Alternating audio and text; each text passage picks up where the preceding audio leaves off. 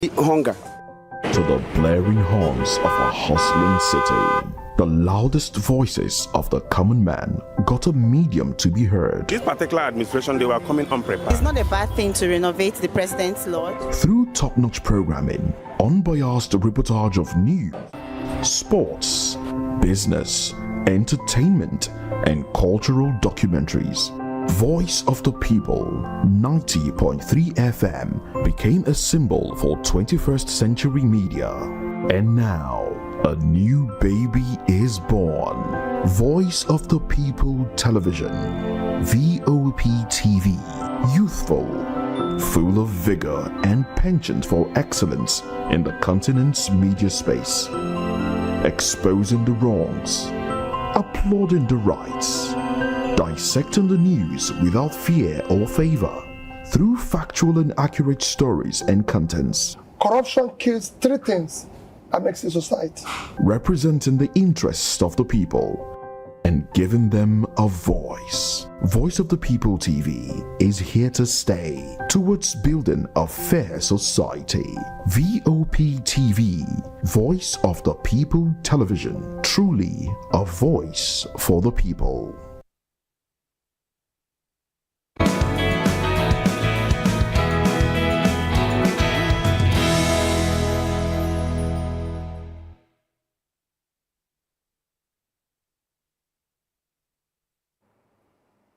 All right, good morning and welcome to VOP This Morning. It's a Friday edition of the show, and we're here, of course, to serve you the very latest in information. National Anthem. Reverting to the old National Anthem. That's one of the conversations we'll be looking at. The National Assembly are considering reintroducing the old National Anthem. Well, I do know a lot of younger people may not know the National Anthem. Well, you get to hear it today. If you're listening right now, it might just be the first time you're hearing it. But we'll talk more about this one when we get to that bridge. We will be crossing it. Yes, of course. I am Moses Humphrey, welcoming you on board. It's a beautiful Friday morning, and yes, we bid you welcome to VOP This Morning. My name is David Edwin. Well, this morning, Moses just rightly said that the National Assembly seem to want to take us back in the days and reintroduce the old national anthem. If that will become law, I'm trying to imagine what will happen to the likes of my 5-year-old niece. They'll learn it. It's even easier. It will be a whole lot easier. I mean, they will grow up knowing the old one as a new one. You know, right. I mean, they will know the old one as a new one. So the new one will now become the old one. In fact, it will be a little bit cumbersome for those that are grown already. Oh yes, to start learning and readjusting. That's where the trouble might come in. So I look forward to when the national teams like the Super Eagles want to now take the anthem. You see people that are grown up now. Well, they just be quiet. no, they'll sing it. It's not going to be easy. That's where I'm going. No, it's going to be easy. It's going to be easy. It's quite the rhythm. You like that song? Pardon? You like say you like the song? Yes, I do. That's all. See, you've made me reveal my side in all of this, but we'll talk about this one when we get to that point. That's one of the conversations we'll be having. We'll also be looking at. Well, David, you haven't mentioned your name yet. Oh yes, I did. Oh, you did? Okay. I did. Okay. Now, one of the other conversations we'll be having would be the reappointment of Emir of Kano, Sanusi Lamido Sanusi. That's another conversation we'll be having this morning. But before we get into that conversation, I know you're ready to go.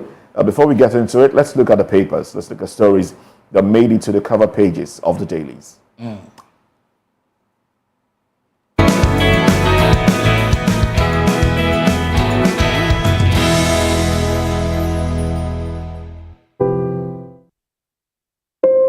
When When your morning starts, make sure to look around for the right company to serve you everything you need to know about what's happening around you. That's why you need VOP This Morning, because we will climb this far to give you a voice in what's going on, from news, reviews, politics and the economy, sports and even entertainment. Join us weekdays 7 a.m. to 9 a.m. right here on VOP TV.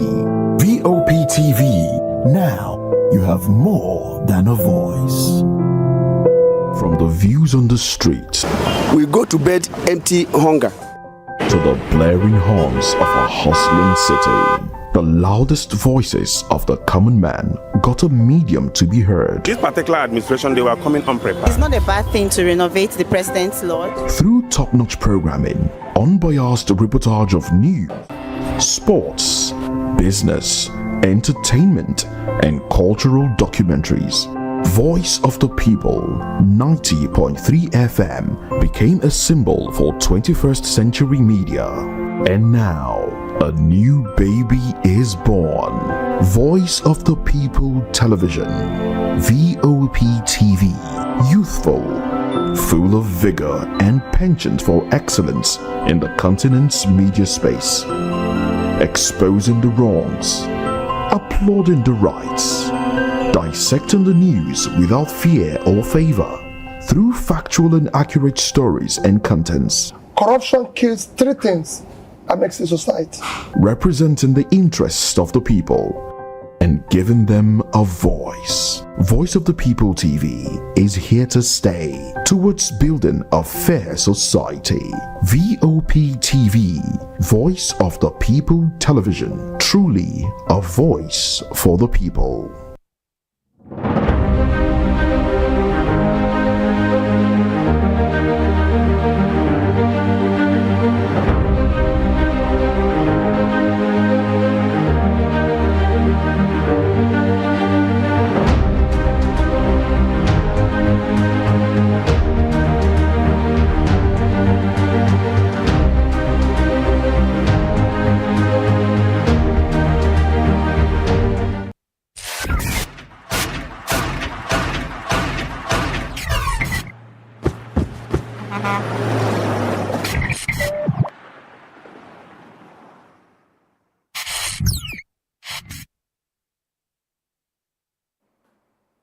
All right, welcome back. Now we have joining us in the studio, Barrister Darlington Akomo. Barrister, good morning to you.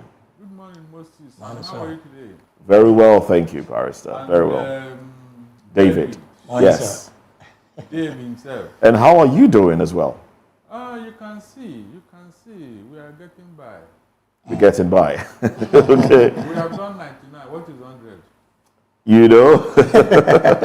All right, Barry. So let's get into the papers now. Let's look at stories that made it to the cover pages of the dailies.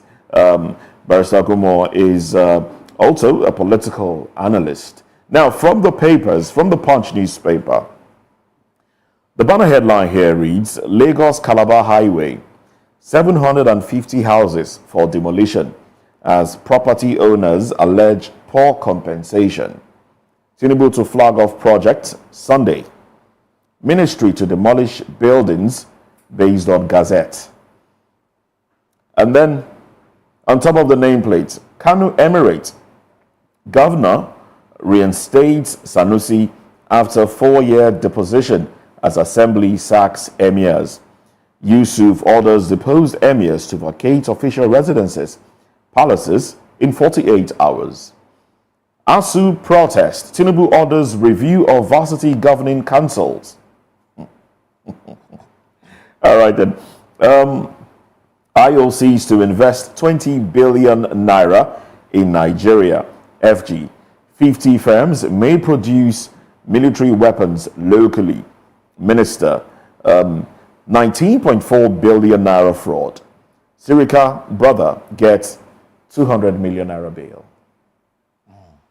Grandma buries 17-year-old daughter's newborn alive. Wow. Goodness gracious. Wow. NNPC partners deploy electric vehicle charging stations. NNPC partners deploy electric vehicle charging stations. All right, Barrister, these are the headlines from the Punch newspaper. How do you react? Thank you, Moses. I have an issue with this Lagos-Calabar coastal Highway. In fact, I don't know what is driving that project, seriously. Because if you look at all the issues surrounding that project, it doesn't add up. We don't need that thing now. There are so many areas Tinubu can channel that money, and you and I know that. So what is that overriding need to build that thing now? It will affect our communication instruments, infrastructure, underneath the water. It will affect people's homes. It will affect business. It will affect job.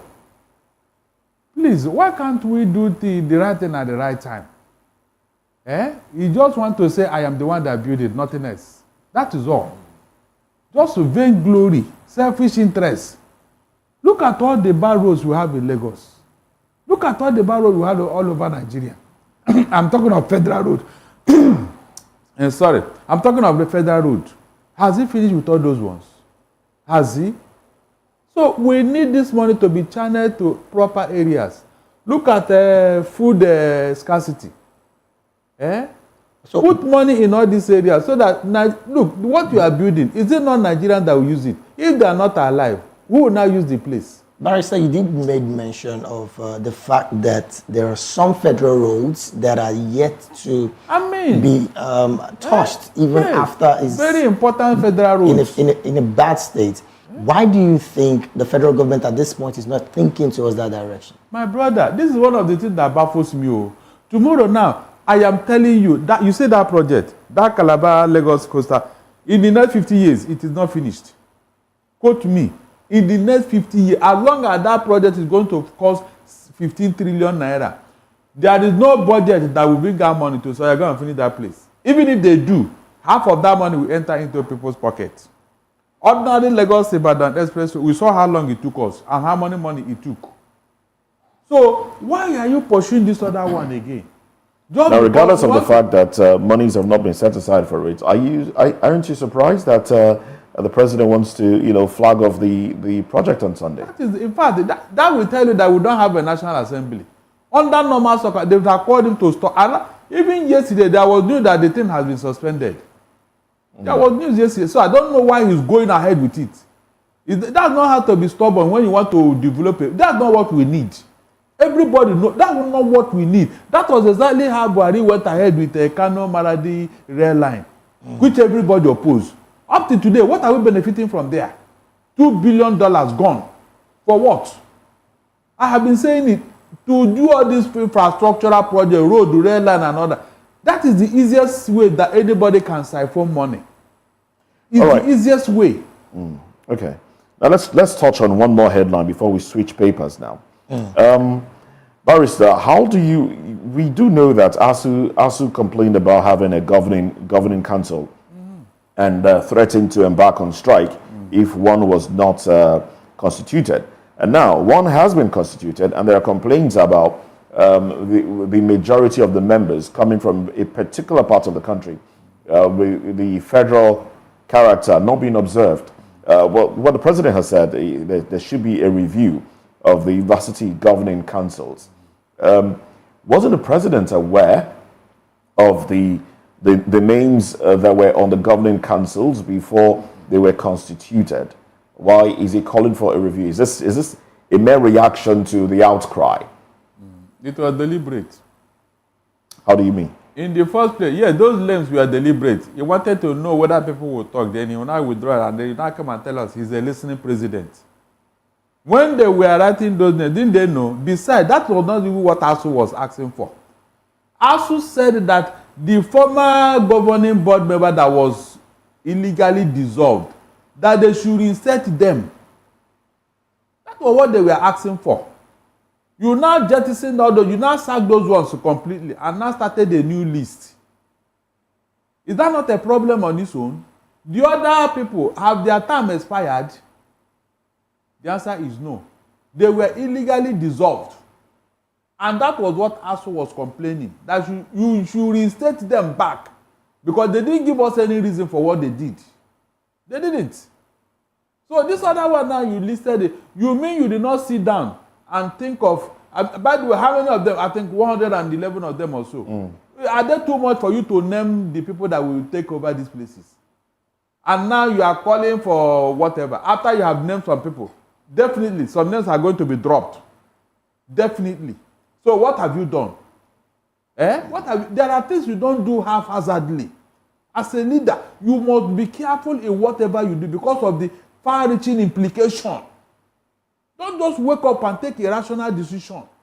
And only for you to come back and say, okay, you suspended, you want to look at it again. You are causing problem in the polity. You are causing problem.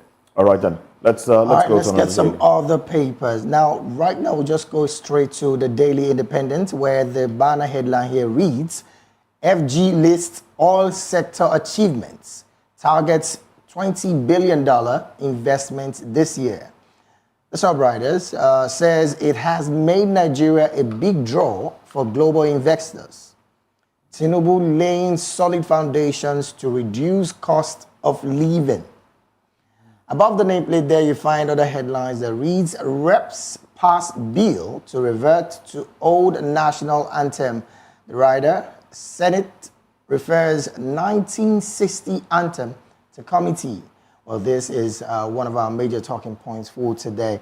Another headline here reads, Tinubu orders review of governing councils to tertiary institutions after protests. Just below the banner headline, there are some headlines as well.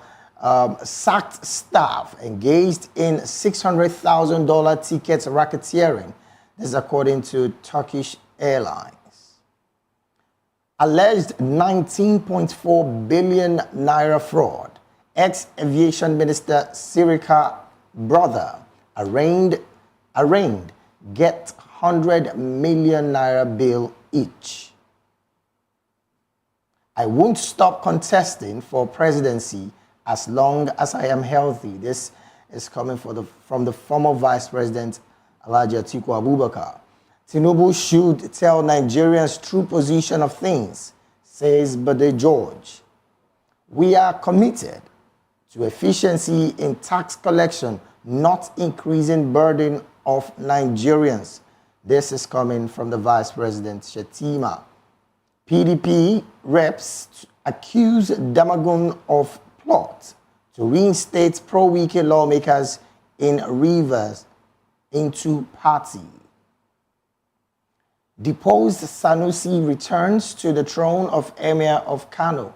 Well, this is another talking point for us this morning. And then the final headline right there at the front page of the Daily Independent is House of Reps orders military to open Banex Plaza. Barrister, how do you react to these headlines? Yeah, quickly, David. The military have no right under our law to close any business premises. They have no right. The level of impunity is so annoying. I absolutely agree with you on that one. All this while that they are taking laws into their hand, did anybody punish them? That a few people have skirmishes with the traders in that plaza. Therefore, you close an entire business facility. For what? Is that how we can develop as a nation? Mention any other place where this kind of thing can happen. By now, those military would have eased out of the military. Isn't it quite interesting that none of the chief of staff, particularly from the military, none of them have anything? spoken? Yes.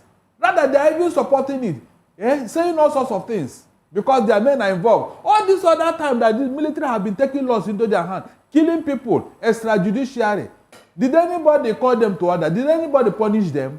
Just because they had a fracas with some people, therefore the whole place must be closed down. For what? It's bad. It's very very, very bad. Dehumanizing the way people were treated that day. Even passers-by were punished. Were punished. Can you just say, for what? Even in a Gestapo republic, it has never... Doesn't that give you the impression that we still haven't, come off the military mindset that we have, the military still feels like it's supposed to be a disciplined organization. But look at what they are doing.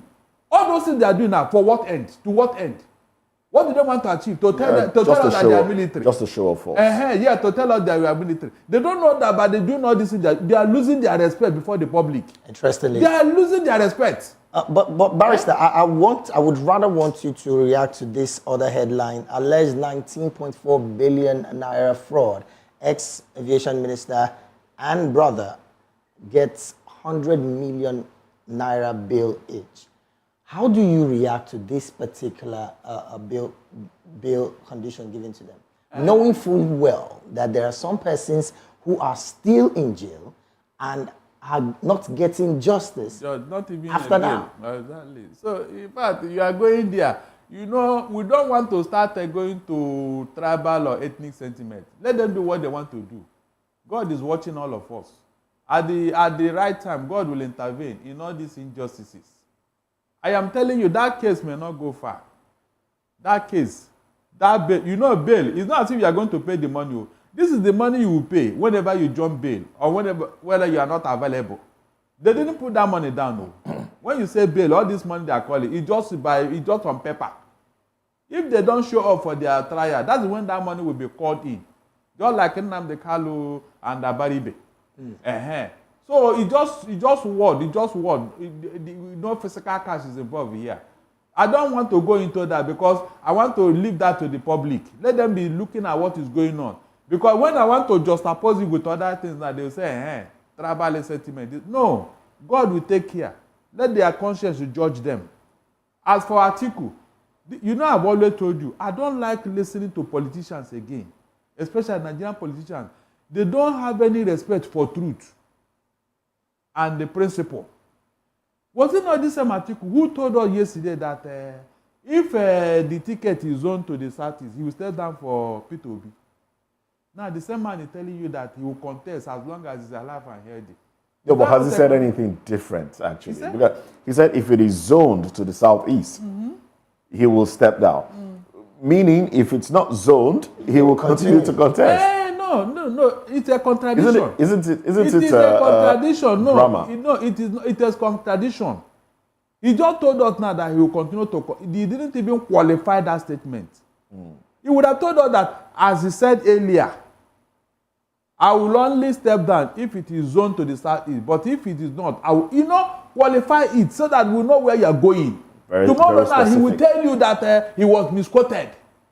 That people he was quoted out of context. What does this portend for for that means the merger is dead on alliance. The merger is dead on arrival. That's the meaning. Yes, with all this statement now, the merger may not hold water. I'm telling you, go and watch it, because this speaking from both sides of their mouth, it shows that nobody is serious about the merger. You have not killed the snake, and you are telling us women will not eat. Do you think this has anything to do with Loretta Onoche's statement that she wishes that Atiku steps down for Peter Obi? If that is done, then it will be a free passage for the Tinubu administration to get back into office. Why are people telling us that? Why are people telling us that? What's his name? That Peter Obi cannot lead Nigeria. Wole Soyinka fired his own yesterday, and somebody is not telling us that if Atiku steps down for P2B, it will give Tinubu easy access to the power the second time. Why does people think that the P2B is not a force to reckon with in the scheme of things? After what he did in the last election, remember that was his first outing. Yes. Is that not true? And he made such an impact, and you want to discountenance it. He cleared the Calabar, the first federal capital of Nigeria. He cleared Lagos, the second one. He cleared Abuja. And you are discountenancing such a person that he cannot rule. So who is that person that is supposed to rule? After what P2B did in Anambra, you mean with all those achievements, P2B is not qualified to rule Nigeria? So who is not qualified, and when will that happen? You can see that we have not come out of all this selfish mentality. You just wake up and you talk anyhow. Would you Does rather, any of them have the pedigree of P2B? Barrister, would you rather say that is a sentiment, or would you rather say is fear on the part of the ruling party, knowing fully well that Peter Obi seems to be a major threat? Yes. Yes. I don't know why people are not seeing it. Why is it that everybody that wants to talk now is P2B? If it's not relevant, why are they talking about him? Why are they talking about him? Look at all the contestants during the last. It's only P2B. All right then. If anybody wants to blow now, you would mention P2B. All right then. Barrister, we have to go to the streets now. Let's hear from other Nigerians as it concerns stories from the dailies. Let's join Oyidamola Olukuton. Good morning, Nigerians, and good morning in the studio. It's another day in our country, and that is why we at VOP TV, we are live here at the newspaper stand to hear the opinions of citizens regarding some headlines in the newspaper this morning. And the issue of that solar car, it has been existed in a part of the world. So when Nigeria heard about it, it sounds so strange to them. So if they want to bring it, good. If they don't want to bring it, we have been living without that car. If some people cannot afford to buy fuel, they can afford to get the other one, the one that is using gas. So I think it's a good idea. I'm very happy to hear this news because we have been waiting for this returning of the Sunusi, because what they have done before, it is very unfortunate. What they have done wrong things. They have never followed the process to remove the Sunusi. That is why now, as he returned his position, we are very, very happy to hear this news. He has been doing justice before. That is the reason why. Because they want Sunusi to keep quiet as a emir of Kano. Because what they have done during the election, it is no good. That is the reason why they removed Sunusi. They want him to keep quiet for everything that he has seen a mistake. They want him to keep quiet. And then Sunusi will not keep quiet for such things like that. But today, Alhamdulillah, Sunusi has returned his office. So we are very, very happy about that. Most of our people, some people are happy, some people are not happy. Like me, I'm happy. But at one side, I'm not happy. Because if the thing continue like this, it will be any governor will withdraw the former governor on and put his own, which is no good. So if they can make it to be at its before, no governor, he has no concern with the king. Everybody has his own different work. But the way they are doing now, another person they enter, another person work. And it's all what is happening now is because of politics. We know Sunusi cannot keep quiet. He must talk. If he sees anything wrong, he must stop. He must talk. And that is what they don't want. So I pray for this one they do, they should leave it to continue. And if another government comes, they should leave our king to be as they are. As you've rightly heard the opinions of citizens regarding some of the headlines in the newspaper this morning, I remain Oyidamola Olukuton, reporting for Voice of the People TV. Back to the studio. All right, there you have it. Nigerians reacting to stories that made it to the cover pages of the dailies. Well, the reinstatement of Lamido Sanusi is one of the conversations we're having this morning. We'll talk about that one when we get there. All right, I guess this is how far we can take the newspaper review. We'll take a little break now. When we come back, we'll be looking at the position of the National Assembly as it concerns reintroduction of Nigeria's old national anthem. Is that what we need at this time? Is that a pressing issue? Will that in any way change the behavior of Nigerians or the mindset of Nigerians? Well, these conversations are what we'll be delving into when we come back.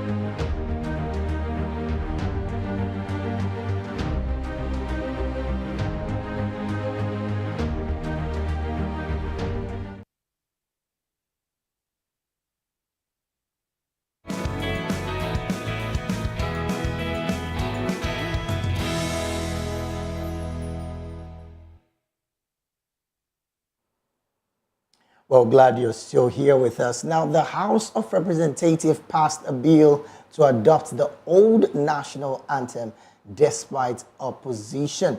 Sponsored by Majority Leader Julius Ihobere, the bill faced debate and rushed through readings. Interesting. Ihobere argued the old anthem's content was superior and a symbolic of Nigeria's rich cultural heritage and nationhood. Now, in retrospect, the anthem served as a regular and constant reminder of our journey as a nation and provoked feelings of nostalgia and fond memories of the country's early years. But the minority leader, Kingsley Chinda, opposed this, stating that the anthem wasn't a priority and was composed by colonialists. Now, despite objections, the bill was passed after a controversial vote led by Deputy Speaker Ben Kalu. Interesting times. Well, still with us in the studio is Barrister Darlington Agomo, a lawyer and, of course, a political analyst. And, of course, joining us virtually is Mr. Chukwuma Okoro, who is a journalist and, yes, a public affairs analyst as well. I'm going to start with you, Mr. Chukwuma. A very good morning to you. Yeah, good morning, David. Good morning, Nigerians and viewers worldwide. Right. Now, let's get to this. The old anthem. I'm almost going to be forced to ask you to help us recite it, if you can. We're not going to make you do that. So I'm going to just go straight to my question. Right now, my question is this a priority for Nigerians at this time? Yes, thank you, David. Thanks for having me. And good morning once again to the crew and viewers worldwide. Good morning, Barrister Darlington Agomo. David, you see, it's quite unfortunate that we have gone this low in our national priorities. It is quite unfortunate that we have gone this low in terms of prioritizing, what benefits Nigerians. Before I start commenting on the symbolism of changing or returning the national anthem, you challenged me, and I wish Moses had allowed you to go on with that challenge, because I will have effectively recited. Oh, you can go right ahead. You can go right ahead. No, Moses, I will not take that liberty away from you. So let me just continue. Okay. So I can recite the old one, the present one, and the one that is yet unwritten, because the unwritten one is going to clear all of us in the eyes and the face. Okay. And I have reasons for saying this. Now, as you see, why I say this is because if you ask me, and if you throw the same challenge to members of the National Assembly, I can bet on my degree certificates that not up to half of the members of the National Assembly can recite both the old and the new national anthems, even the national pledge. And that same thing applies to a whole lot of Nigerians. And when I say that very soon we are going to write a new national anthem, it's because I have been in occasions when you see half of the participants in a national event do not even stand up when the national anthem is being sung. And what does that tell you? It shows you the level of discontent with the symbol of power, the symbol of state that we call Nigeria. A lot of people ignore it and say, please just do with this thing and let's continue with what we are doing. So the whole, as the Buhari administration, despite their infamy, as clueless as they were, I'm not sure that their own cluelessness can ever match what we have presently.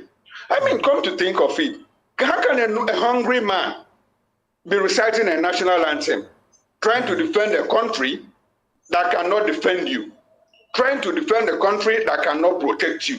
How many have been killed? How many are hungry? How many have died in the process of trying to flee Nigeria? And instead of the House of Representatives making efforts to bring out policies, economic policies, that will put back income in the hand of Nigerians, that will return the purchasing power of Nigerians that has been debased by the present administration. In the whole of all this misfortune, what they are thinking is how to revert to an old national anthem that was even written by the colonialists, as Kingsley Chinda said. The old one was just changed in 1978, and what between then and now, what inspiration have we gotten from the national anthem?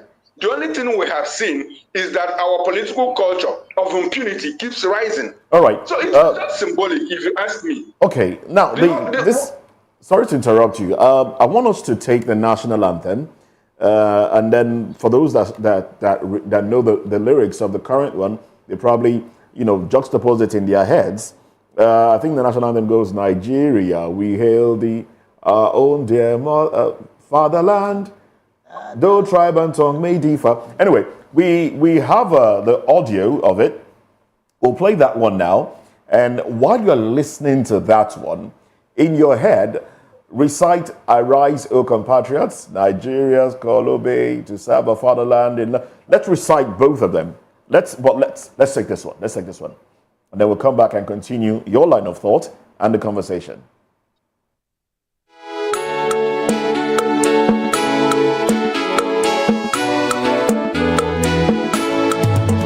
Nigeria, we hail thee, our own dear native land. No tribe and tongue may differ, in brotherhood we stand. Nigeria's all and proud to serve our sovereign motherland. Our flag shall be our symbol, that truth and justice reign. In peace all battle honored, and this will come as gain. To hand unto our children, our banner we all sing. Oh God of all creation, grant this our one request. Help us to build a nation where no man is oppressed. And so with peace and plenty, Nigeria shall be blessed.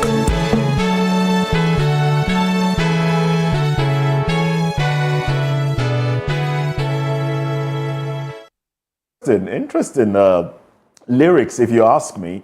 Well, that one composed by Lillian Williams and Frances Beda. Yes, colonialist. They composed that one. And you do know that that was changed in 1978 by Olusegun Obasanjo's administration.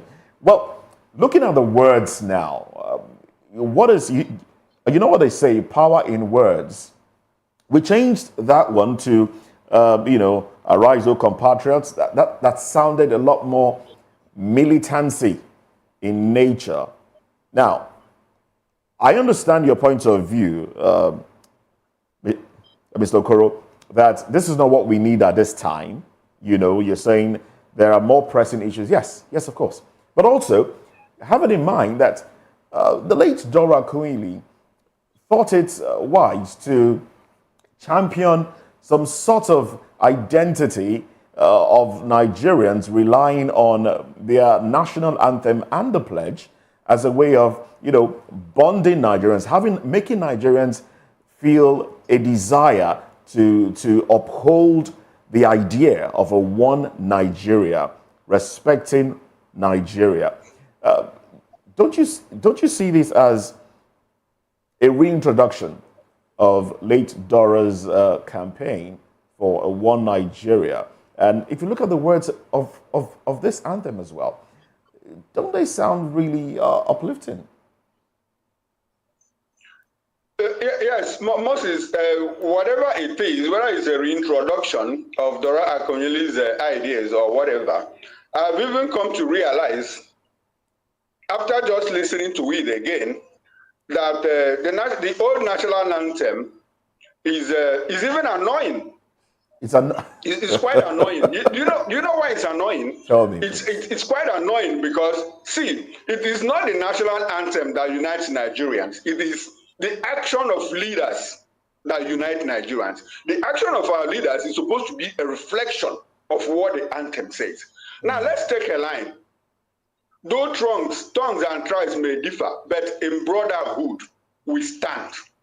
Isn't that acknowledging the fact that we are... Yes, but that's an acknowledgement of... Go ahead. Yes, of our diversity. Yes. Of our diversity.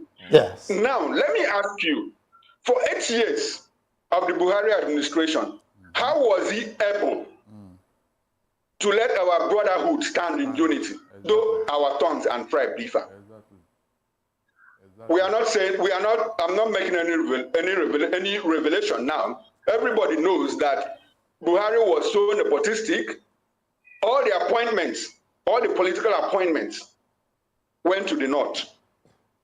And that was what spiked the agitation for a sovereign state of Biafra in the southeast. The southwest complained as well. Even the north central complained. Let me give you an instance. Buhari had 11 personal aides. In-house personal aides, photographer, cook, whatever, and Buhari, out of that 11, 9 of them were from the north. Out of that 9, 10 were Muslims. From the northeast and northwest. One person, the only one person that came from the north was from North Central, and he was a Christian. Personal staff. And the same thing is happening in this same administration, that all the appointments now go to the west. All the major appointments. But Tinubu takes something from the north, he gives it back to the southwest. Everything he takes from the south, he gives to the southwest. Everything from the north, he gives to the southwest. Our tongues and tribes differ. But do we stand in brotherhood? Is that how to ensure unity? So it's clearly, it is not the words or the letters, the lyrics of the national anthem. It is the action of our leaders. What defines our policy? It is still ethnicity. Everything about us. We have made a mess of the Federal Character Act. We have made a mess of ELEs, educationally disadvantaged states. We have made a mess of everything that was used to unite us. So if you ask me, in all honesty, let our leaders reflect the diversity that we have. It is only then that we can begin to look at the lyrics of our national anthem, because taking it back means you are flying all these things in the face of people who are oppressed, people who have been marginalized, and it's quite unfortunate and unacceptable. All right, points raised there, Barrister, points raised. Yes, the people are thinking in a different direction. Hunger is in the land. A lot of people are looking for bread. A pint of Gary, you know, the pint container of Gary, as at yesterday, from my findings, is about 4,000 naira. And the bag is about 81,000 naira. Of Gary. Of Gary. Not rice, Gary. A staple, as it is. And do you think this is a misdirection or misuse of position or insensitivity on the part of our lawmakers, that they are not focusing on policies? We just talked about the Lagos Calabar highway that the president will be kickstarting over the weekend, and how monies truly have not been set aside for that one. But construction work seems to be on the way. And here we are, our lawmakers that should be defending the rights of the people are talking about words and music. Yeah, Moses. You see, what we are just talking about now is confusion, misplaced priority, or distraction. Yes, which one? We measure on minors. That has been the hallmark of successive Nigerian leaders. Think that we boost their ego, selfish and personal interests. The only thing why Tinubu brought that bill is for it to be recorded that he was the one that brought the old national anthem. He forgot that a new president will come and then reverse it back, like what is going on in Kano now. He had forgotten. It wasn't Tinubu that brought the bill. It was the House member in home Bebere that came into Moses, if the federal government does not support it, that bill wouldn't have given such an accelerated hearing. If the president is against it, it wouldn't have had that kind of accelerated hearing. So you're saying that the president has don't deceive yourself. I am telling you lawmakers. authoritatively. He has his people in that assembly, and they listen to him. If that bill he did not approve it, it wouldn't have gotten that kind of accelerated hearing. What would be That is the aim? one. What would be the aim that this will seek to achieve? I have just told you now. I am the one, when they want to read their scorecard, I am the one that brought the old national anthem that made the naira to become 1 naira to $1. I'm the one that brought the old national anthem that made hunger to disappear from Nigeria. Is that not what they're going to read for you? Because I have looked at it from all angles. I didn't see any need. Look, let me tell you, Moses. National anthem, national pledge, national flag, they are all symbols of statehood. You don't just wake up and then change it overnight. There must be a reason, overriding reason, for you to do that. Right now, nobody discussed it, no wide consultation. There was no public opinion to find out from Nigeria whether they want the old anthem, the old national anthem or not. Now, sorry to interrupt you now. You just said something about the flag, and I remember hearing one of the lines from the old anthem says, "Our flag shall be a symbol that truth and justice reigns." Look, these things are not really important. Is it what is going on? Hold on. Is it what is going on? If your flag says so, is that what we are seeing? Is that what we are experiencing? Let me tell you what happened. That national anthem, the old one that they want to bring now, is like a relic of the colonial masters. Because even though a Nigerian composed it, or it wasn't composed by the new one. The old one. The old one was composed by Lillian Williams. But we know from history, our history book told us that it was Odiase. Odiase composed Arise, O Compatriots. Yes, but these other ladies now, because they are the one that midwife our... No, let's not misinform the public. Odiase composed the Arise, O Compatriots. He composed it, and that one was written by I think Etim. They have I have the names here. The lyrics of the new national anthem was written by John A. Ilechukwu, Ime Etim Akpan, Ogunaike, and Sota Omoigui. They wrote the lyrics, and it was composed by Pa Odiase. Okay, that's the new one. That's the new one. Okay. But the old one was, the lyrics were written by Lillian Jean Williams. I get it. And composed by Frances Good, I Beda. get it. Good, I get it. Now, let me ask you, please, for a country that has been independent for 64 years, please, why do you want to bring these colonial relics back into our lives? Answer me.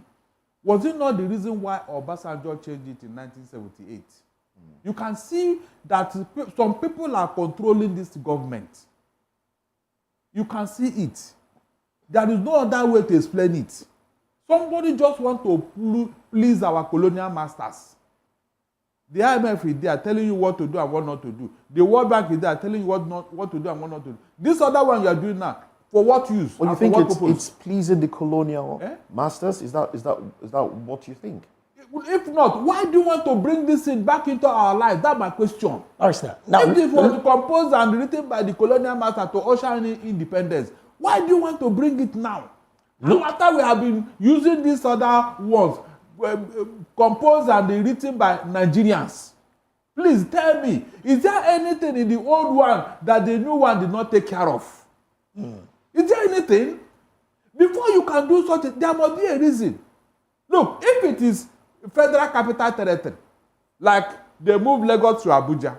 You can see the reason. Obalende was becoming congested. And it was near the sea. Anybody can invade Nigeria through the sea. And when once your federal capital is captured, you are done for. So this was what was in the mind of the military then, before they started searching for a new capital. And Abuja was chosen because of the centrality. Is that not possible? Is that if you look at it from that angle, is that not rational enough? Now, Barrister, looking at how this bill was rushed and passed, is there any legal implication that this might have in any way, particularly on the area of the legislatures at this point? Now, if the legislatures have passed a law, the only thing you can do is to go to court and challenge it. Because if the law is obnoxious, repugnant, and against a public policy, against your right as a human being, you can go to court. If it's repugnant, go to court. That is that's the next action now, because I am sure many people will oppose this thing. They will. Because of the implication. You are taking us back to colonial era. For what? I mean, is that not the implication? All right, let me come to Mr. Okoro Chukwuma now. Barrister just pointed out something, the possibility of this taking us back to the colonial era. Now, you do know that a lot of people have said that Nigeria did not really struggle for independence. And the fact that the nation's national anthem was even composed and written by colonialists goes to further buttress that fact. Now, some other African countries like Niger and Burkina Faso are struggling to remove the claws of their colonial masters. But here in Nigeria, we seem to be in bed with colonial masters one way or another. Do you think this is coming as an influence from the colonial masters, one-time colonial masters of Nigeria? Yes, Moses. You know, I've always believed that colonialism is a relic of the past, and anybody who is using colonialism to give us an excuse of non-performance, whether from the government or from outside, is actually not being sincere with himself. Because I have seen people that countries that were colonized alongside Nigeria, and several of them have moved on. Several of them have surpassed us in all political and economic indices, and I can mention some of them in Africa and outside Africa. In Nigeria, in Africa, Botswana has moved on. They were colonized, but during colonialism, they were able to push back. You know, they were able to push back the English conquistador Cecil Rhodes. The Botswana story and how they stopped Cecil Rhodes by the three kings that went to England to campaign and said, look, the crown should come and take over instead of Cecil Rhodes, because they had seen what Rhodes did in South Africa and was moving up to Botswana. That Botswana has moved on, Seychelles has moved on, Mauritius have moved on, and if you go to Asia, Singapore has moved on, Malaysia is moving on, Australia has moved on. This is the point. You know, this is the point I was trying to make. Sorry. This is the point I was trying to make. These countries, Botswana, South Africa, they struggled for independence. They fought for independence, so they knew what they wanted. But is that the case of Nigeria, where basically we were handed independence, maybe with some other hand holding us back in the process? Moses, I didn't mention South Africa. Because as it is, the moment South Africa was handed over to the black man, they started regressing. The moment South Africa was handed over to the black man, it started regressing. I didn't mention South Africa. I mentioned Botswana. I mentioned Seychelles. These are countries that didn't have to struggle for independence like us. Did India struggle for independence? India controls almost the Southeast Asian economy, the Asian economy. They are even making inroads into Europe and the US. India has more investments in UK than any other country in the world, even in automobile. If you go to Europe, if you go to UK, the best medical doctors, neurosurgeons are Indians. If you go to the US, the best software specialists are Indians. They didn't struggle, despite the fact that colonialism lasted for a very long time in India. How long did colonialism last in Nigeria? Barely 60, 70 years, but over 100 years in India. So the argument that we are trying to the apron strings of our colonial masters, for me, it doesn't hold. It's also, everything boils down squarely on the failure of leadership. Look at what Ghana is doing. We're colonized alongside Ghana. Ghana is moving on. Ghana took the after headquarters away from us. When Nepal was almost sighted in Nigeria, but because we misbehaved, they took it to South Africa. Microsoft left Nigeria, they went to Ghana. Many companies are leaving Nigeria and going to Ghana. Why? Because we don't have a conducive environment. And the same Nigeria and Ghana were colonized by Britain.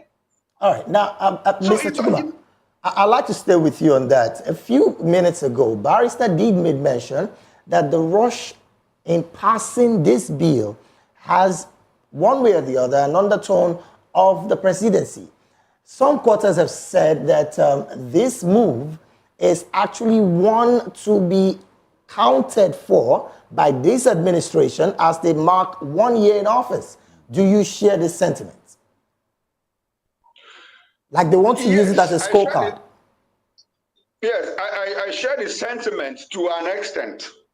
Okay. To the extent that I believe that this whole saga of moving to the old national anthem has the imprimatur, it has the signature of the presidency. Otherwise, there is no way the reading could have passed first, second, and even when the Deputy Speaker, Ben Carl, put it to vote, people that watched it and is online know quite clearly that the nays have it. But he gave it to the other side to show you that, look, this thing has always, he was just acting out a script. It's already been written that they are going to change the old, they are going to bring back the old national anthem to replace this new one. But on top of my head, I'm still trying to find out, apart from President Tinubu trying to claim that I'm the one that brought back the old national anthem, I don't see this is mere symbolism. I don't see what we stand to benefit from this. Now, because, like I said, I'm still going to stay with you. It doesn't inspire patriotism. The words and lyrics of the national anthem does not inspire patriotism and nationalism in the face of failure of leadership that has failed to provide for us, protect us, and put us into the future. It doesn't. Now, I'm lost. I'm still going to stay with you on that in just a few seconds. You just said now that the fingers of the president is in the passing of this bill. How and where does that leave the legislators, knowing full well that we're still battling insecurity? Food insecurity has also joined in that queue, and they are consistently not even passing a vote of no confidence on the security chiefs. Where does that leave legislators and, of course, their decision to not take what is important to Nigerians very seriously? David, what it talks about the legislature, for one, it shows out that the legislature is under the thumb of the presidency. It is rubber stamp. They don't have priorities. They have not prioritized the needs of Nigerians. Because at this point in time, what the legislature should be doing is to look at ways to work with the executive to revive the economy, because the economy keeps, the decline is so precipitous that you don't even know where to point your finger on. Is it on fuel? Is it on food? Is it on insecurity? Is it on education? Is it on political appointments? Is it on unity? Everything seems to be falling apart at the same time. Look at what happened the other day. They just appointed governing boards of federal institutions. And because the thing was so lopsided, the president was shocked to the point that he had to recall it. And he asked me, his handlers, did they not look through that list before they put it out to the public? What does that tell you? It tells you that the government is, as we speak, both the executive, the legislature, they are directionless. They don't have policy priorities. And the discontent is growing every other day. You know, so that is what it tells us about the legislature, that they are self-serving. They are self-seeking. They only do things that benefit them. And leaves us at the short end of the stick. That is the kind of legislature that we have. All right. Let me come to Barrister now. He just did mention of policies made by this administration. And I did ask him a few minutes ago if this was another move to have this particular anthem as a scorecard for this government's 1 year in office. Do you also share this sentiment as well? I've already told you, these are part of what they are going to say, and then they are going to call their hatchet men, who will come on air to bamboozle the public with the importance. They will tell you how the West now reflect a renewed hope agenda. These are what is going to happen in the next few weeks if he signs it into law now. That's what is going to happen. Okay. But the truth is that the reality on ground? This national item is diversionary. Seriously. If the National Assembly knows their own yours, they should have asked them to even... Nobody should have even talked about it until there is a public opinion. Let Nigerians decide. It is for them, not for you. You are there to represent, but you can see, these people do not represent Nigeria. That's why things are happening the way it's happening. The Calabar-Lagos Coastal Road that they are building, this National Assembly said they should suspend action, but the man is going ahead with it. The electricity tariff, the National Assembly said they should suspend it, but it is still going on. Isn't that worth calling the president to order? The people that are supposed to do it are not doing it. Even when they sue, they are just like a toothless bulldog. All this bicameral legislation is for checks and balances, but they are not checking anything. Okay. Is it not better we throw them out and say, okay, let this man become a dictator? At least we can live with that. I'm not sure Nigerians. When the military was here, did you not manage them? No, that's the after dealing with us, they left. Democracy. With democracy, where things are not done properly, we don't have a democracy because the so-called oversight function, checks and balance, the National Assembly are not doing it. That is why a successive president have come and they become even more powerful than the military. They do what they like, they say what they want to, and nobody questions them. So why is the National Assembly there? Now, if the National Assembly is not doing what they're supposed to do, where lies the heart and the minds or the decision of the populace at this point? My dear, it is difficult for you to recall one of them there. They made it in such a way that they know that they are not going to perform, and they know that their people will recall them. They know it will be very... Go and check the condition.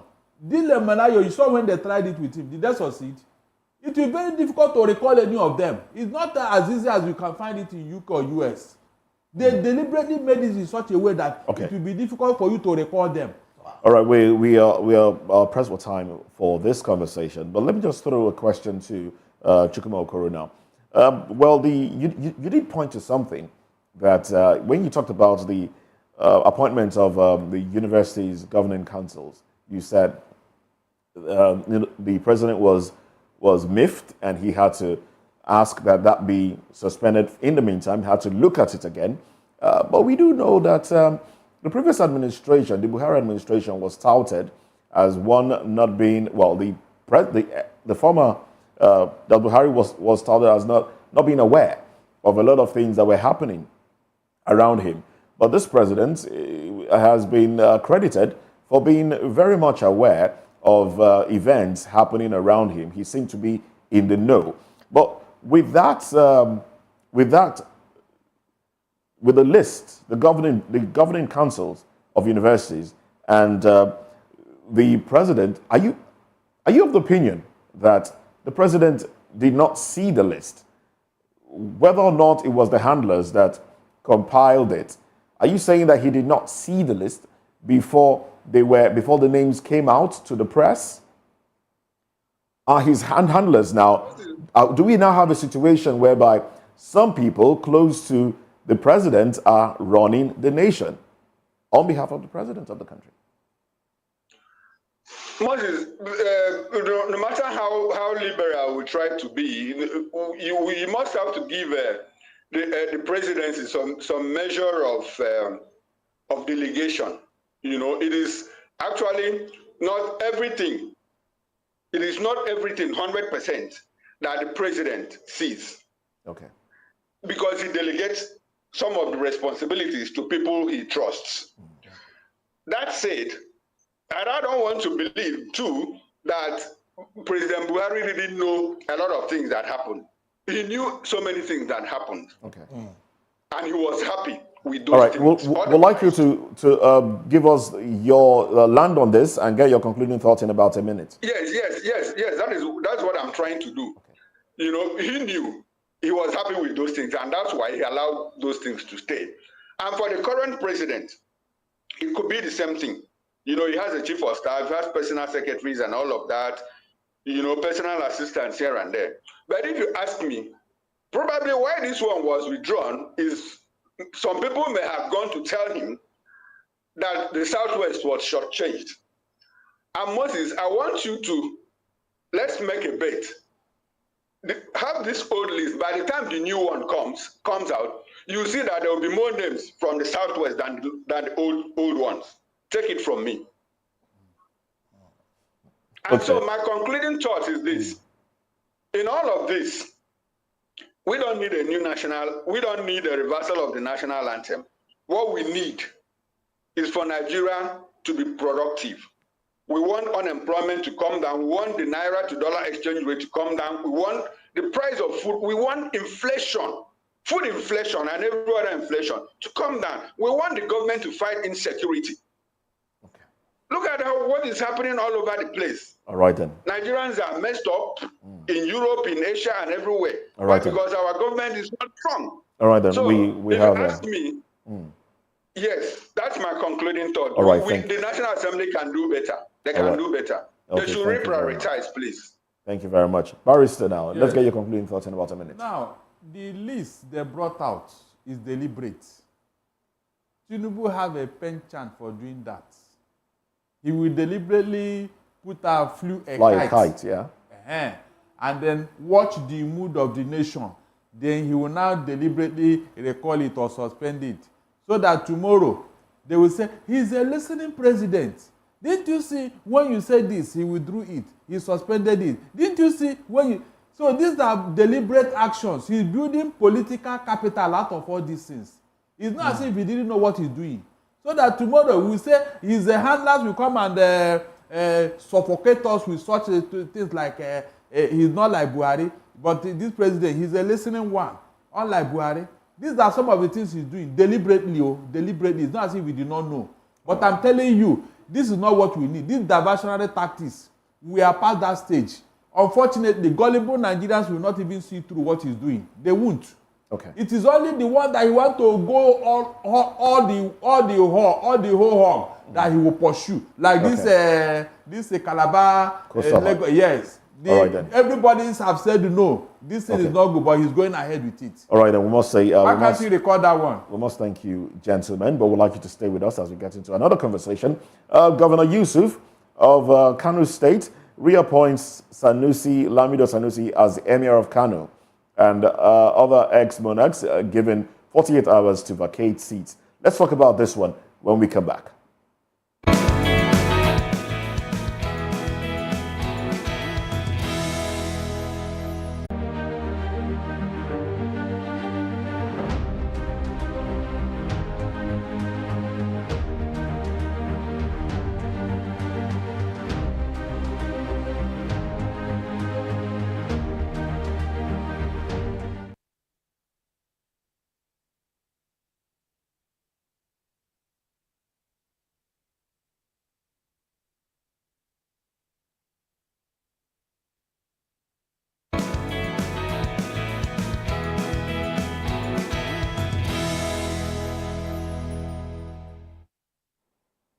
Well, thanks for staying with us.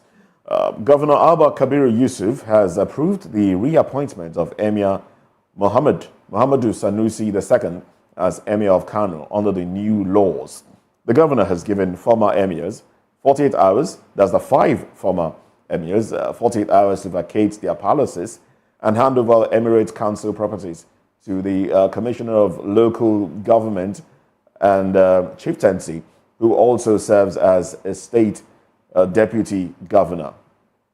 Now, recall that a high court sitting in Kano State ordered Governor Abdullahi Ganduje and Emir of Kano, Alhaji Muhammadu Sanusi II, to maintain status quo in respect of the interim order issued against the governor on May 10. Now, the court, through the ex parte application by the applicant, Rabiu Gwazo, restrained Ganduje and all other respondents in the case from appointing or recognizing any purported emir under Kano State Emir's Appointment and Deposition Amendment Law 2019, pending the hearing of the motion. But Ganduje's era has passed as governor, and here we are. We have another governor who seems to be at loggerheads with Ganduje, overturning laws that he put in place. Let's even look at the history of this. The reasons behind the deposition of Sanusi Lamido. Sanusi. Chukuma, I'm coming to you on this one. We do know that Ganduje at the time spoke a lot about how, I think he called it indiscipline of the emir. The emir always speaking up against activities of government, and how that was perceived as being a form of indiscipline. And so the governor used his powers to basically decapitate the emirate. I was talking about this one the other day, and it felt like cutting off the legs and the hands and the head of a body so as to water down its powers. The emirate that had stood for thousands of years. Did I say thousands of years? Since the 1400s. Yeah. The Emirates has been there since the 1400s. But we saw that it was, watered down into five parts because of the authority given to the governor over traditional institution. Now, this conversation about traditional institutions coming under governors, where are we going wrong in this? Shouldn't we uphold our traditional institutions? Should we have interferences from political elected bodies interfering in traditional institutions? Okay, Moses, before I delve into the questions you asked, I want you to understand that the Federal High Court in Abuja, presided over by Justice Lehman, has issued an order, an ex parte order restraining Yusuf from reinstating Sanusi as the Emir of Kano. Surprisingly, the said judge is supposed to be in faraway United States of America from where he issued the order. So that is the latest information on that. The order was made last night. The order was made last night, but before the order was made, Sanusi had already been reinstated. Yes. Probably awaiting the formal presentation of staff of office or whatever. So they seem to be in a bind now. So let's also see how they are going to resolve that in the coming days. Now, back to what you said, subjecting our traditional institutions to political institutions is, if you ask me, what we inherited from our colonial masters. In the olden days, before we had the warrant chiefs, before the white men came and gave us the warrant chiefs, especially, okay, Am I trying to restrict this thing to the southeast? Indirect rule. When they introduced indirect rule, they used the traditional rulers. Yes. And it was at the time that these traditional rulers, when they fell out with the colonial masters, they now started removing the authorities from the traditional rulers and giving them to people that had appointed in place of traditional rulers. That is where the issue started. If you have a problem now, that is where it started. Up until this moment, that traditional institutions, in fact, in my own state, I don't know about other states, on top of my head, I can't recall, the power to make laws and administer the autonomous communities resides with the Commissioner for Local Governments and Chieftaincy Affairs, who is an appointee of the governor. So effectively, the traditional institutions are subsumed under the powers of the governor. And so we have seen governments here and there trying to meddle into traditional institutions, like what we see currently trying to, unravel in Kano State. So that is the situation we find ourselves. Unfortunately, some people will now use it as a political tool, as a political weapon to witch hunt traditional rulers that don't toe their line, like what Ganduje did to Sanusi. And Sanusi is one man who wouldn't keep short if he sees something going wrong, both at the state, local, and even at the international level. That was why he ran into troubled waters with Ganduje. Unfortunately, Ganduje is no longer on seat. The man is even struggling to even retain his own position as national chairman of the APC, and the presidency seems to have abandoned him for reasons best known to them. But if you ask me, everything has to do with 2027. And what is playing out in Kano State is all about 2027 politics. The people of Kano hold Sanusi to high esteem and respect him very well. Now, Yusuf and the NMPP are using him to make political capital prior to 2027. And don't forget that the NMPP leader, Kwakwanso, is in one page, is on the same page with President Tinubu. Probably that is why Ganduje is struggling for his political life and all of that is happening in Kano State. So, but to me, it's a developing story, and I want to see how the whole thing is going to pan out in the coming days. Okay. Barrister now, the courts, the position of the courts in all of this, it still brings us to ask this same question of how politicians have dipped their fingers basically into the courts. I don't want to, how they are interfering with court cases. This news about a court in Abuja issuing a stop to the reinstatement of the emir, especially when the magistrate is not even within the country at the time. How do you react to this, really? Yeah. Isn't it enough? Have we not had enough of such interferences? In fact, it is very unfortunate. I mean, this is your terrain. Yeah, very, very unfortunate. I want to tie it up with the CJN said recently on his, I think that should be a valedictory speech, where he said that politicians are always interfering in their matter. In fact, that some of them threaten them. He said all manner of things that even baffled me. And I asked myself, are you saying this now because you're your way out? Are you not part of it? If you are a very upright judge, if you are no nonsense judge, this thing should not bother you. Do the right thing. Because the impartial decision you have taken can destroy an entire nation. And you said that one small politician is influencing you. That is not enough. It is the judges that open themselves for this type of embarrassment. If the politicians know that this judge is a no-nonsense judge, I mean, people like Justice Oputa, like Kayode assure them. I mean, all those judges that you and I know their antecedents. No politician will have, even the military cannot face them. Moses, I was in this country and I know what happened. I said the military were afraid of those judges.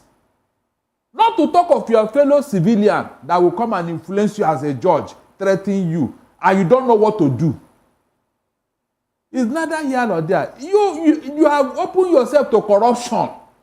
That is why you have lost your respect, and the politicians are they are taking advantage of that. If not, look at somebody is in faraway US and he issue an order. Oh, you mean our judges can operate from anywhere, just like they tell you about presidents? No, look at the difference. As a judge, you must be in your chambers to issue such order. You must be. So that's why I don't even think that this thing he said can stand. Because by the time you trace it, the origin and all that, they will shut it down. The people of Kano knew that injustice was done in the case of Sanusi. And that injustice has been corrected. You created the Emirate Council, 5 of them, just to weight down the authority of Sanusi, which is unheard of. Unheard of.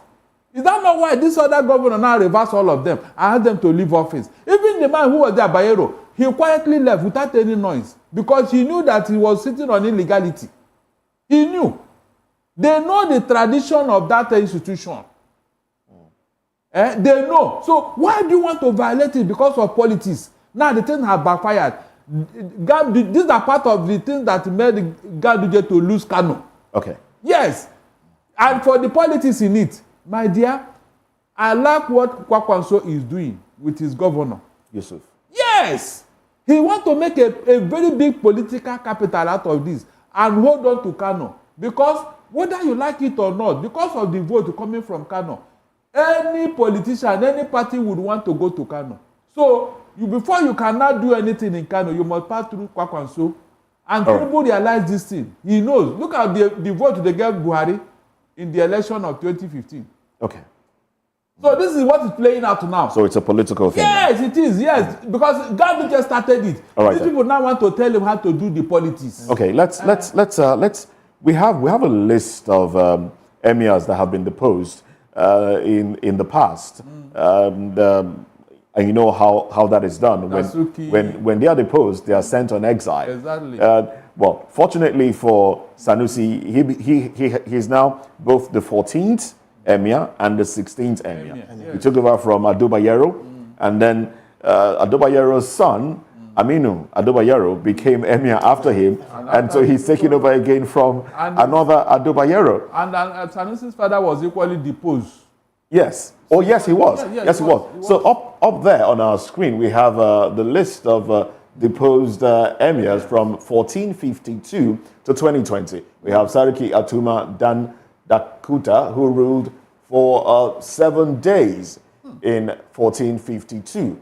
And then we have, a lot of others. We have Sariki Yakubu Dan Kisoko, who was dethroned in 1565 after a reign of just 4 months. But Adobayero ruled for over 50 years. Now, if you want to get more on that list, you can stay with our website. You'll see more of that list. We can't really go into all of that at the time.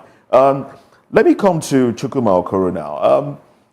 We know that Sanusi Lamido has been very outspoken, even towards the Yaradua administration that appointed him as the governor of the central bank.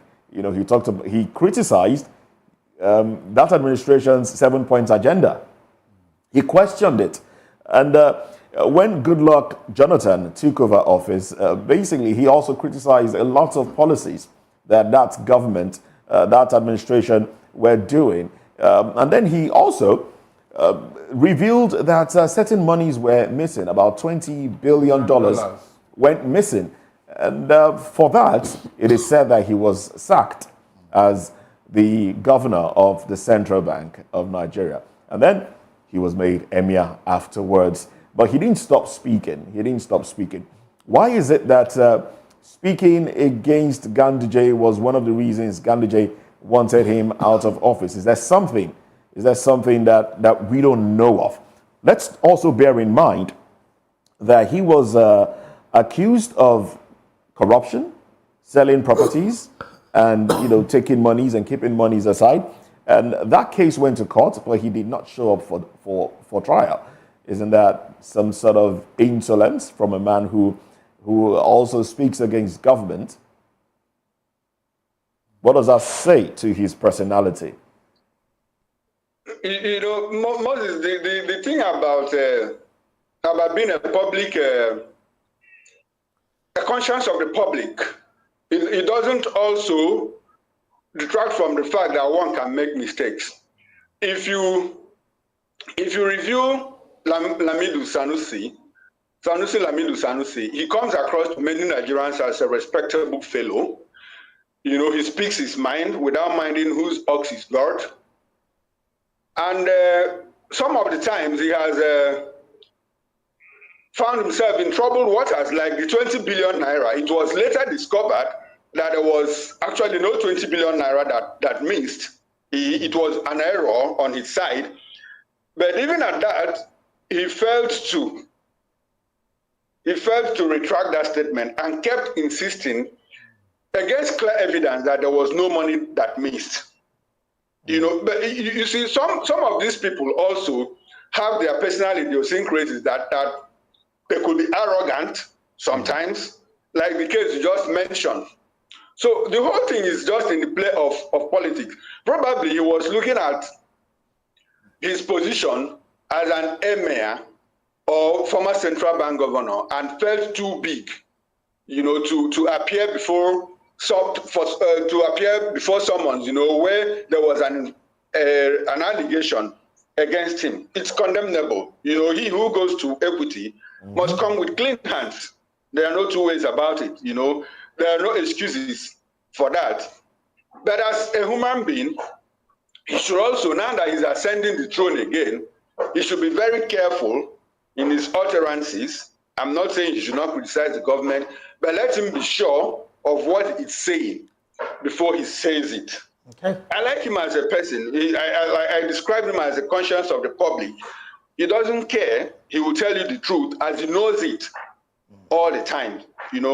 Now that he's been reinstated, I urge him to continue to hold the government, both the state government, the Kano state government, and the federal government, and other state governments to account.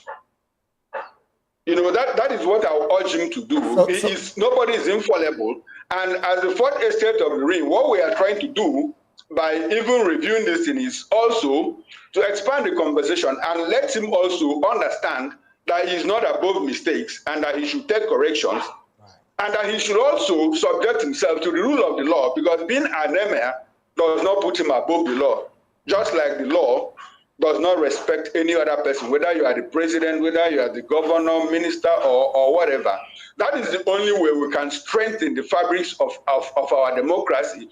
What has brought us to this low is the culture of impunity, we have built into our political culture, that, anything goes. Now, you know who I am. Now, Mr. Chukuma, you know who I am. I'm going to stay with you. You just made mention of the culture of impunity. Now, my question would be, his reinstatement into office of the emir, would that affect the political landscape of Kano State in any way, significantly or otherwise? Would that affect the political landscape of Kano State? And then, what is the potential challenges that this government might face, knowing fully well that this man talks all the time and he's not even going to hold back on that character? Yes, David, thank you very much. I was coming to that. In the first place, his reinstatement, the potential of influencing the policies of Kano is very obvious. It's very obvious. Now, the people of Kano on their own are happy that he has been reinstated, because they felt that injustice had been done to him, but they were helpless at that point in time, and they are happy that he has been recalled. Now, the current government will be on their toes, even without him speaking, because they will understand, or they already understand, that, look, you don't mess with Sanusi. If you do something wrong, he's going to bring it up. He's going to call you out. So, to me, it's also, the government is also trying to hold itself to account. But beyond that, politically, what has happened is the struggle for the soul of Kano State. In one hand, Ganduje is struggling for his political life. In fact, as far as some political watchers are concerned, he's already off the radar as far as the APC national chairmanship is concerned. What he should even be thinking is for him not to go to jail, because the Kano State government is bent on prosecuting him to ensure that justice is done as far as that dollar stuffing is concerned. Now, Kwakwanso has the hold of Kano. He has the political hold of Kano with Yusuf as his protege, who is now the governor. So what that happens is that the presidency will continue to work with Kwakwanso, the NNPP, because it was even an omission for Ganduje to have even lost Kano in the first place, because Kano politics is very volatile and is one of the swing states in Nigerian elections. Just like the presidency is weighing its options with what is happening in Rivers State. Rivers State is neither here nor there, and the presidency is still being calculative about the whole thing. So politically, I think Kano State has been settled 85% in favor of the APC and NMPP come 2027. Okay, now I'm going to come to Barrister right now. He just made mention of that political statement by the presidency. We know Emir Sanusi as one who consistently speaks out when he notices or sees anything that is practically not working well in the country. He speaks out even to the federal level. His position has been loved by the people in Kano State. Do you think he's going to use it even as against this government? The federal government now I'm talking, not just the state government. Now, if you look at it, Tinubu sees Sanusi as a progressive. I think at a point in time, Sanusi was with APC, sort of. So, I don't think what is going on in Kano will rattle the presidency, because he sees Sanusi as his man. If there will be any criticism, I think it should be mild, or it should not be in public. That's what I feel. Tinubu is going to work with him and the governor of Kano State. That one is certain, is settled. That is why, if you check very well, the presidency was not too involved in Kano and Ganduje. Okay. They have been trying to play safe. Okay, so let me just put out this information, and then we'll have our concluding thoughts. Have your concluding thoughts. I've just been informed that a federal high court sitting in Kano has granted an ex parte order stopping Governor Abba Kabiru Yusuf of Kano from reinstating Emir Muhammad Sanusi II, pending the determination of a substantive suit filed against the reinstatement. Hearing has been fixed for the 3rd of June 2024. So it doesn't seem like he's out of the waters yet. Concluding thoughts for this? Yeah, alongside, it is natural. Ex parte order does not mean that the matter you will not assume office. Okay. It is just that the other party is wanted in court. You are wanted in court. That's just what it means. Right. It didn't say that Sanusi is no longer the emir of Kano. Okay. But I know that the Kano State government will have their way in this matter, because it's the chieftaincy matter. Okay. Yes. Barrister, thank you very much. Mr. Chukwuma Okoro, your concluding thoughts in 30 seconds, 20 seconds. Yes, in 10 seconds. My concluding thought is a question and probably something that will lead us to a discussion another day. Barrister Gomo said that Sanusi is a progressive. So he's going to work with Tinubu. So my question and concluding thought is Tinubu a progressive? That was why they came into office. So APC, that was their campaign, their sing song. Abi Moses. Yes. That's not what they told us. So that is it. Whether they are acting it out is a different matter. All right, then the big thanks to our guest, Mr. Chukwuma Okoro, a journalist and a public affairs commentator, and Barrister Darlington Agubo, who is also a public affairs analyst. We thank you very much, gentlemen, for your time and your thoughts. Thank you, Moses. Thank you, Moses. Thank you, David. Have a nice weekend. Have a lovely weekend. Thank you, and you too. We'll take a break now. When we come back, we'll get into entertainment, business, and sports.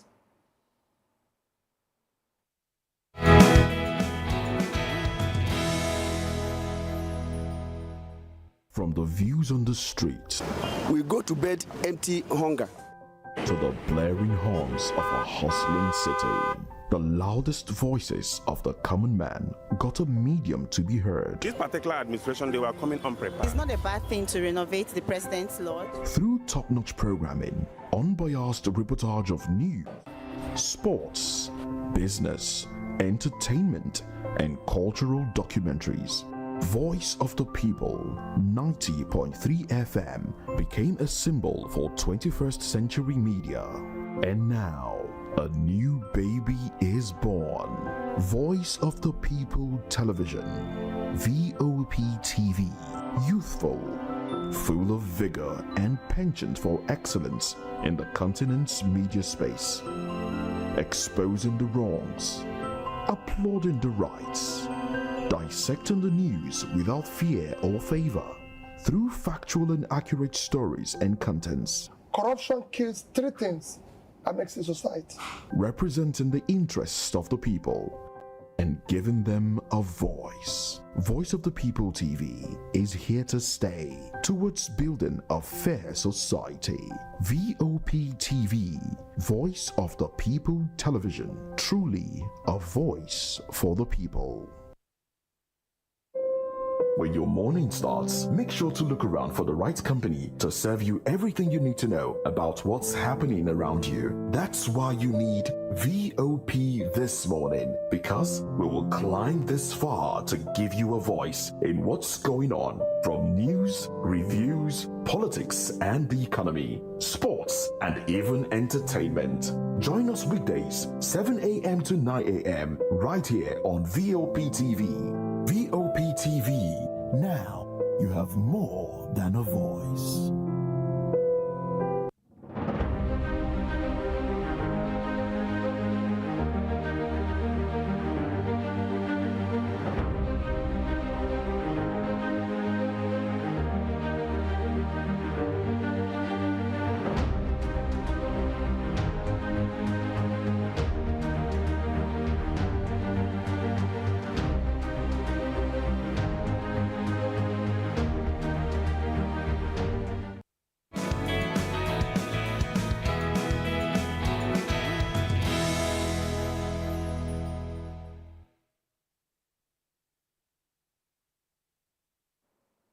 All right, now let's get into business. The Naira depreciated to 1,510 Naira against the US dollar across foreign exchange markets yesterday, being Thursday, despite a 35.72% increase in dollar supply at the official market.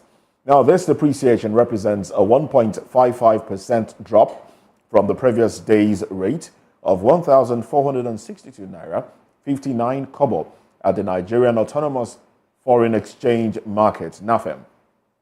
The parallel market, commonly known as the black market, also saw the Naira fall by 10 Naira, closing at 1,510 Naira per dollar. Traders attributed this weakness to high demand and a scarcity of dollars, highlighting ongoing pressure in the Nigerian foreign exchange market due to speculative forex demand, non-remittance of crude oil earnings, increased capital outflow, and excess liquidity from fiscal activities. All right. Now, still on the CBN, the Central Bank of Nigeria, CBN, has mandated that all existing bureau de change operators reapply for new licenses under updated guidelines, a move that has been met with resistance from BDC operators. Now, these new guidelines, effective June 3, aim to streamline BDC operations and enhance financial accessibility, requiring adherence to corporate governance and anti-money laundering standards. Now let's go on to another story now. The Lagos State Health Management Agency, LASHMA, has issued warnings to 322 community pharmacies under the Lagos State Health Scheme, LSHS, for poor service delivery to Ilera Eko outpatients. Dr. Emanuela Zamba, Lashma's permanent secretary, expressed concern over reports of pharmacies neglecting patients, causing undue hardship as enrollees struggle to find prescribed medication. Lashma emphasized the obligation of pharmacies to stock all necessary drugs and warned of potential sanctions for non-compliance. Dr. Zamba urged enrollees to report grievances through Lashma's dedicated customer service channels and reaffirmed the agency's commitment to addressing these service challenges. All right, these are stories that we have for you at the moment. Chisom Eyinaya is standing by to take us into the world of entertainment, but that will be after this short break.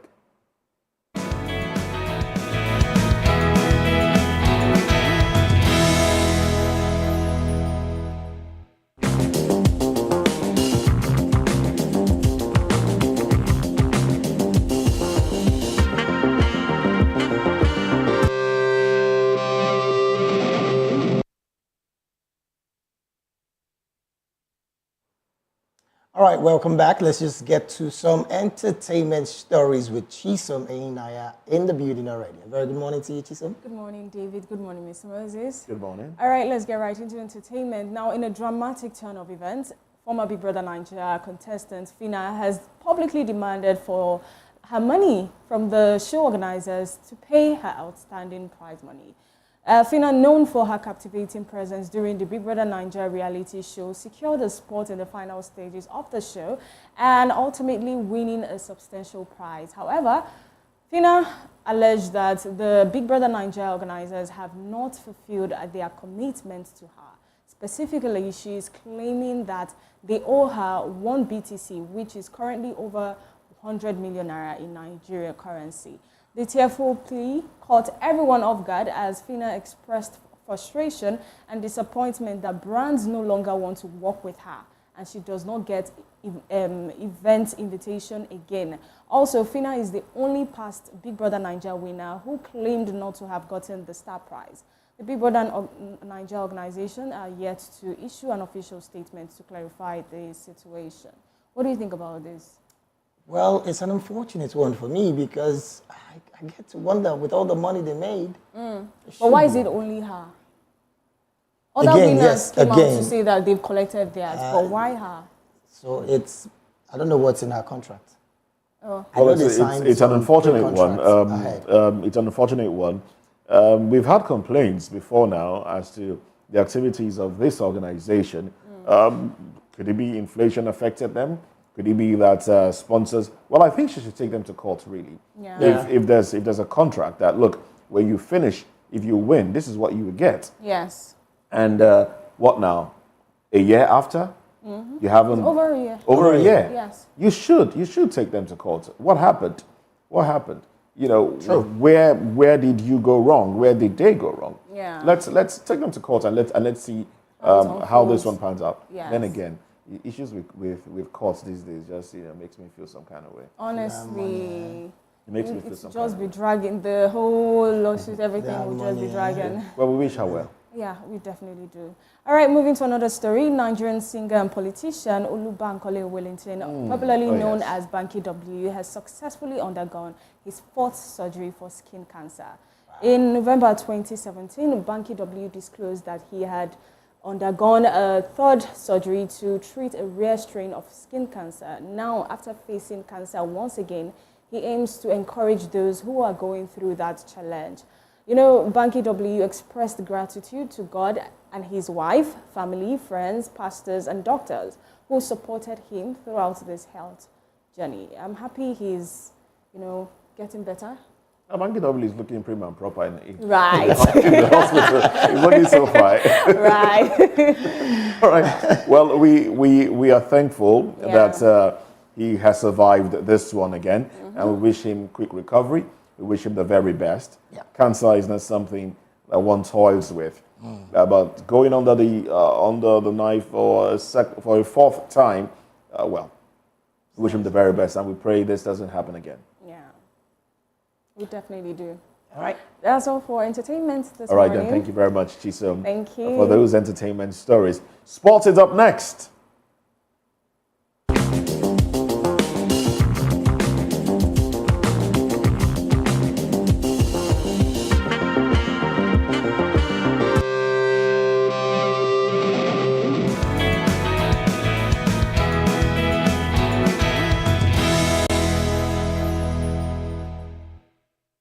Audio Jungle.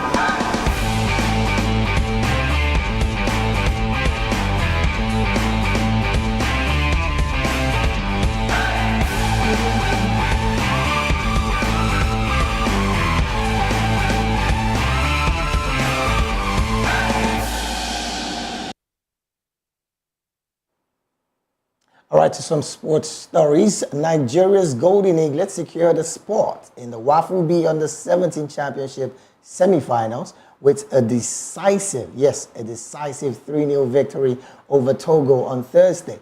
The match initially scheduled for Wednesday was postponed due to heavy rains that rendered the University Stadium pitch unplayable.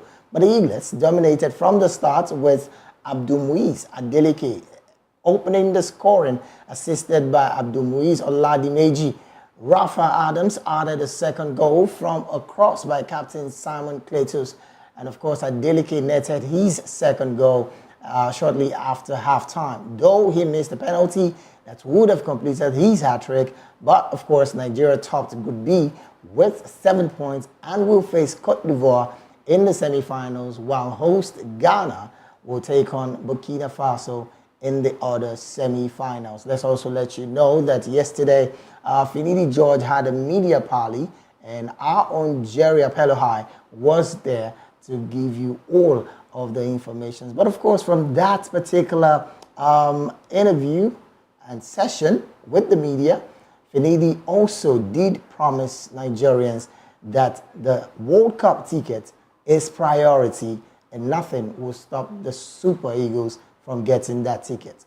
Well, that's about it from me in the world of sports. And yes, of course, for the week, I'm talking about the VOP this morning weekend that starts today. Thank you so very much for being here. David Edwin saying, do have an amazing weekend ahead. Don't forget to always pray for Nigeria. God bless Nigeria. All right, God bless Nigeria indeed. Well, that's it on the show, VOP this morning. Stick around because the news comes up at 9 o'clock, and then business hour comes up at 10. Sports comes up at 11, and then we'll have another news bulletin for you at midday. All right, that's at 12. That's it. I am Moses Humphrey, wishing you a beautiful day. Don't forget to follow us on social media at VOP TV Live and on YouTube, Voice of the People Television. Bye for now.